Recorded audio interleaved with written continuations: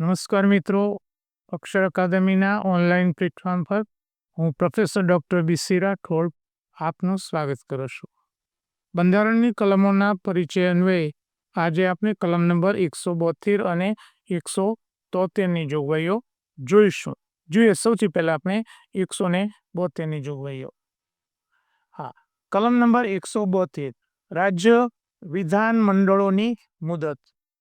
રાજ્ય વિધાનમંડળોની મુદત એટલે રાજ્યમાં વિધાનસભાની મુદત અને 2 ગૃહ હોય તો વિધાનસભા અને વિધાન પરિષદની મુદત એના અંગેની જોગવાઈ આ કલમમાં કરવામાં આવી છે.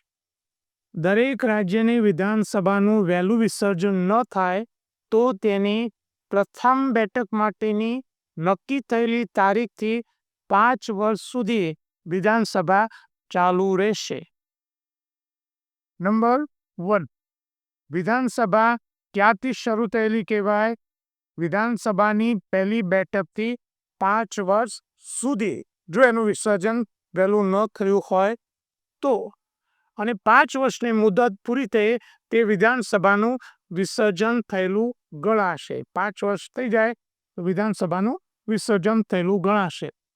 પરંતુ કટોકટીની ઉદ્ઘોષણા અમલમાં હોય તે દરમિયાન સંસદ કાયદો કરીને આ મુદતમાં 1 વર્ષ સુધીનો વધારો કરી શકે.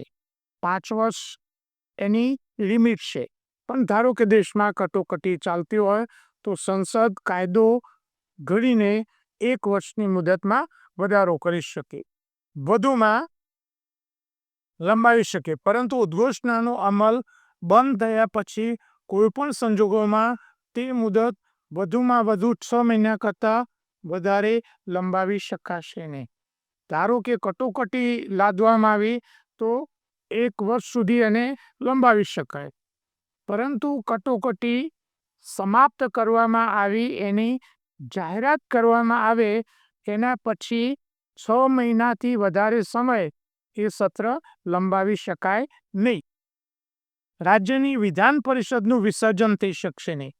પરીક્ષા માટે અગત્યનો સવાલ છે. રાજ્યની જે વિધાનસભા છે એનું વિસર્જન થતું નથી રાજ્યસભાની જેમ, પરંતુ તેના 1/3 સભ્યો દર 2 વર્ષે નિવૃત્ત થાય છે. આ પણ પરીક્ષામાં પૂછાય છે. એના 1/3 સભ્યો દર 2 વર્ષે એ નિવૃત્ત થાય છે અને પાછા એટલા નવા એમાં આવે છે. જોઈએ એના પછીની વિગતો. વિધાનમંડળની જે વિગતો છે એ આપણે જોઈએ. વિધાન પરિષદ એ વિધાનમંડળનું ઉપલું ગૃહ કહેવાય છે. વિધાનમંડળનું એ ઉપલું ગૃહ. વિધાનસભા એ વિધાનમંડળનું નીચલું ગૃહ કહેવાય છે. વિધાનસભાની મુદત તેની પ્રથમ બેઠકથી 5 વર્ષ સુધીની હોય છે. મુખ્યમંત્રીની સલાહ અનુસાર રાજ્યપાલ વિધાનસભાનું વહેલું વિસર્જન કરી શકે છે.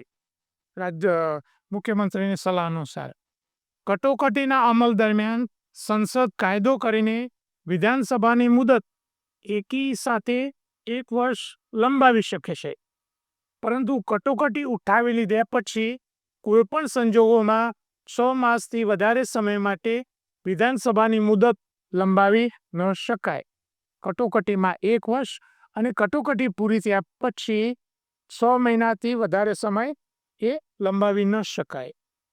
વિધાન પરિષદ એ કાયમી ગૃહ છે, તેનું વિસર્જન થઈ શકતું નથી. વિધાન પરિષદના 1/3 સભ્યો દર 2 વર્ષે નિવૃત્ત થાય છે. હા, એટલે આ જે મુદ્દો છે એ ધ્યાનમાં રાખવાનો છે. અને વિધાન પરિષદની જે સત્ર છે એની સમાપ્તિ થઈ શકે પણ એનું વિસર્જન ન થઈ શકે. સત્રની સમાપ્તિ, રાઈટ. વિધાન પરિષદમાં વિભિન્ન જાતિઓ માટે આરક્ષણની કોઈ જોગવાઈ નથી. પરીક્ષા માટે આને મોસ્ટ આઈએમપી ક્વેશ્ચન કહેવાય તો કહી શકાય. જેમ રાજ્યસભામાં અનામત બેઠકોની કોઈ જોગવાઈ નથી, એમ વિધાન પરિષદમાં કોઈ જાતિ માટેની કોઈ અનામત બેઠકોની કોઈ જોગવાઈ એમાં નથી. વિધાન પરિષદના સભ્યોનો કાર્યકાળ એ 6 વર્ષનો હોય છે.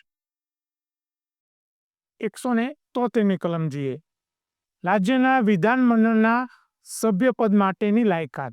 એટલે કે વિધાનસભામાં ચૂંટાવા માટે ઉમેદવારની લાયકાત. કઈ લાયકાત છે? હા મિત્રો, ફરીથી પણ હું તમને સ્પષ્ટતા કરી દઉં.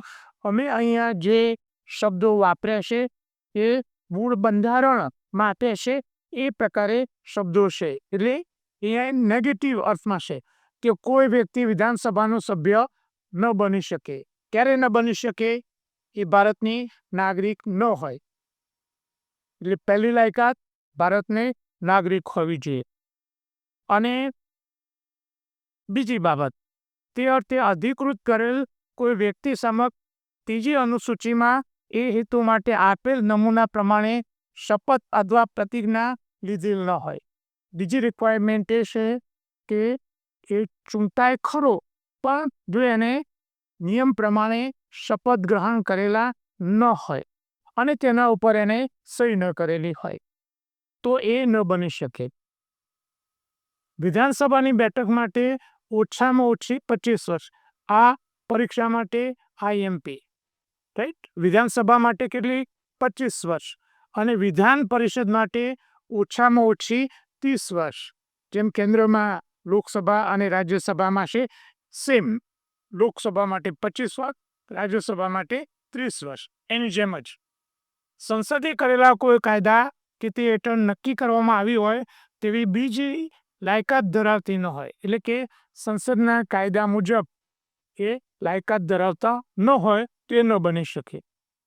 વિધાનસભાની ઉમેદવારી માટે લઘુત્તમ વય મર્યાદા 25 વર્ષ, વિધાન પરિષદ માટે એ 30 વર્ષ છે. ભારતની નાગરિક ન હોય તો કોઈ વ્યક્તિ વિધાનમંડળના સદસ્ય ન બની શકે. એટલે કે વિધાનસભામાં પણ ન ચૂંટાય અને વિધાન પરિષદમાં પણ એ ન ચૂંટાઈ શકે. બંધારણ માટે અમારા 2 ખૂબ જ અગત્યના પુસ્તકો છે, ભારતનું બંધારણ અને રાજ્ય વ્યવસ્થા, જે વનલાઇનર અને MCQ સ્વરૂપે છે. થોડા સમયમાં, ઓછા સમયમાં ઝડપથી તૈયારી કરવા માટે આ પુસ્તક ઉપયોગી છે. જ્યારે ભારતનું બંધારણ અને રાજ્ય વ્યવસ્થા એ ડિટેલમાં અભ્યાસ કરવા માટે છે. વધુમાં અમારી 2 ટેલિગ્રામ ચેનલ છે. BC રાઠોડ કરંટ અફેર્સ, જેમાં રોજે રોજનું કરંટ અફેર્સ, માસિક કરંટ અફેર્સ, દરરોજની 10 થી 15 જેટલી પોસ્ટ એમાં મૂકવામાં આવે છે. વિશિષ્ટ દિવસ હોય તો એ વિશિષ્ટ દિવસ વિશેની માહિતી, ક્વિઝ મૂકવામાં આવે છે. 3-4 જેટલા ફ્રી વિડીયો મૂકવામાં આવે છે. અને એમાંથી પરીક્ષામાં પૂછાયેલા કરંટ અફેર્સને લગતા પ્રશ્નોની યાદી અમે અહીંયા મૂકીએ છીએ. આ ઉપરાંત અમારી બીજી જે ટેલિગ્રામ ચેનલ છે ગૌરવવંતી ગુજરાતી, જેમાં ગુજરાતી ભાષા, સાહિત્ય અને વ્યાકરણને લગતી પોસ્ટ મૂકવામાં આવે છે. હજુ સુધી જો તમે અમારી આ બંને ટેલિગ્રામ ચેનલમાં જોડાયા ના હોય તો એમાં જોડાઈ દેવા વિનંતી છે. વધુમાં અમે અમારું મેટર ઇન્સ્ટાગ્રામ પર પણ શેર કરીએ છીએ, એટલે અમને ઇન્સ્ટાગ્રામ પર પણ ફોલો કરવા વિનંતી છે. વધુમાં આજનો આ વિડીયો આપને પસંદ આવ્યો હોય તો લાઈક કરીને શેર કરવાનું ભૂલતા નહીં. અને હજુ સુધી જો તમે અમારી આ ચેનલને સબસ્ક્રાઈબ ન કરી હોય તો ચેનલને સબસ્ક્રાઈબ કરી દેશો અને બેલ આઇકોનને ચાલુ કરવાનું ભૂલતા નહીં.